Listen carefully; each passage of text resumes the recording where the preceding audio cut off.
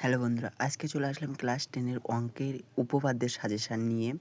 তোমাদের যে প্রথম পরীক্ষায় যে উপপাদ্যটা প্রচুর পরিমাণে ইম্পর্টেন্ট বা যেটা আসবে, যে উপপাদ্য অবধারিত আসবে, সেই উপপাদ্যটা হচ্ছে 32 নম্বর উপপাদ্য।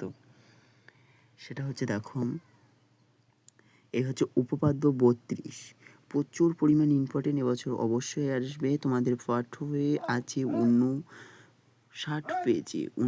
পেজে এটা কিন্তু আছে, এবং কি এটা মাধ্যমিক পরীক্ষায় প্রচুর পরিমাণে ইম্পর্টেন্ট। 2022, 2006, 2002 এই সালগুলোয় কিন্তু অবধারিত এসছে।